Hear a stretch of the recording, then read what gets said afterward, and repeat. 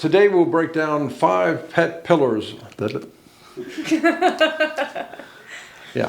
Hi folks, this is Dr. Kevin. Today's episode on Pet Mindset is discussing the 5 pillars of health that we recognize to keep dogs healthy from a veterinary perspective. And not all of these require that you take your dog to the vet. Spoiler alert, we're going to try to give you an idea of how to examine your pet at home so that you can spot changes in them from their puppyhood and the developmental months onward throughout their entire life. And that is what I call the pet home health exam by the owner. What's the purpose of this? To give people knowledge of how to produce beautiful preventive care for their pet at home. That's as important a job as me looking at your pet is imparting that knowledge so that it can be used to protect your pet. We're not training veterinarians now. We want you to become observers of your pet to spot changes that occur with time. Pillar number 1, regular visits. It's important for them to go to the doctor when needed. In their formative months, they need vaccine, they need to be protected against illnesses. Regular visits on a health basis are important. We see pets that come in once every 5, 6, 7 years. All manner of problems could have developed in that time frame. Number 2, proper vaccinations, proper worming and parasite control. We deal with a lot of heartworm in this area of the country, as many parts of the country do, from mosquitoes. We see tremendous amount of tick illnesses. We need to control parasites both internally and externally so a variety of illnesses don't happen. Number 3, and this is a huge one in my mind, balanced and proper diet. Food is not love. We see so many people expressing love to their animals by feeding them endless quantities of foods. More and more today, a lot of foods on the market are very highly calorically dense, loaded with fats, and there's an epidemic of obesity in our pets in the country.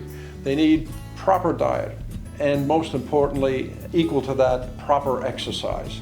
And that is pillar number 4, proper, safe exercise.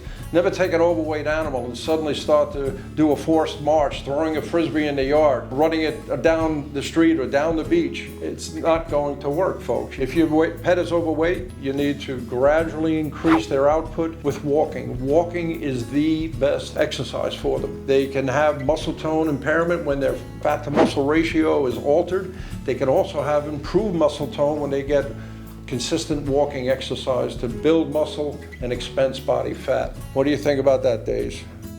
Daisy's a great example of all of this. Daisy recently had a problem with a torn ligament in her knee, the anterior cruciate ligament.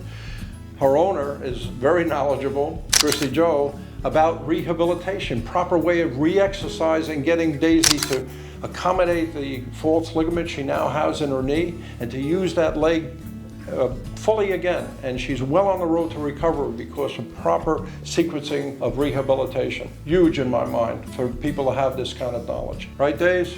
Right, Christy Joe? Yes. And number 5, dental care.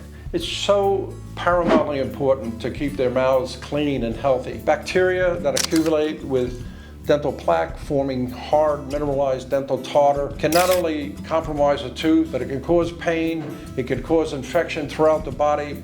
Organs are a target like the liver and the kidneys. It's been correlated absolutely that heart valves can be at risk from oral dental bacteria becoming bloodborne. All of that revolves around dental health. That's why I call it the tip of the medical iceberg.